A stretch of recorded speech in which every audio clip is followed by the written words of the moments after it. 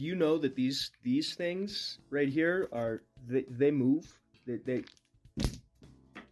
Yes, that's right. Rocks are in perpetual motion, and this video is going to be talking about it.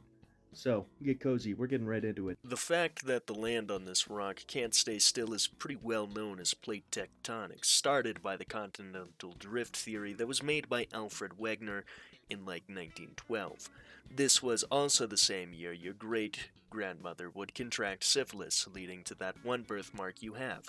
Continental drift as a theory was made because Wegener here made the same realization that thousands of people throughout history and every bored 9-year-old in social studies classes with an old, slow teacher made. Hey, all these fit together. He theorized that the stuff is on plates and moves. He was laughed at, and then proven correct. He's still going to be laughed at, though, because of me.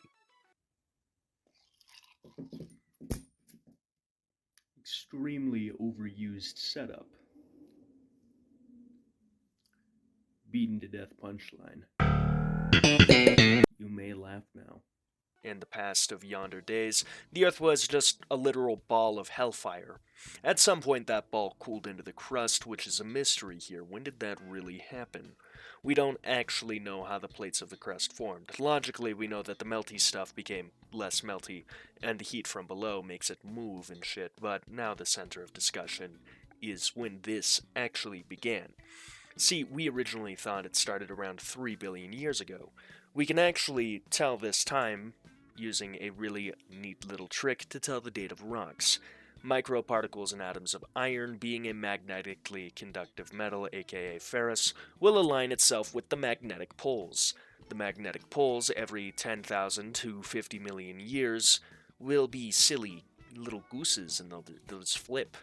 So any new iron will align with the new poles. The oldest rocks in iron were about 3 billion years old, so the crust and thus plate tectonics is 3 billion years old, right? No.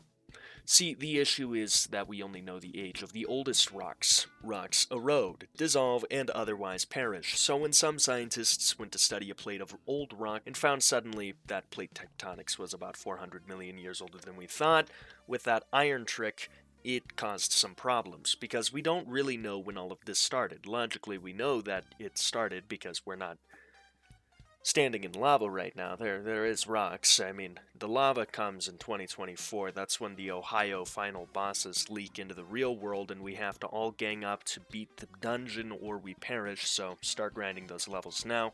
But anyways, the oldest rocks are all most likely gone, so we will not really know the actual truth of when the rocks started being rocks, which means that the beginning of plate tectonics remains shrouded in mystery.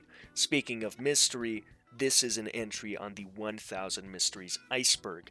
I'm breaking down every single entry in a video. I also compile them into longer little chunks, little segments, little consumable media that is simply delectable. So if you enjoyed this short as all hell video, go ahead and just subscribe.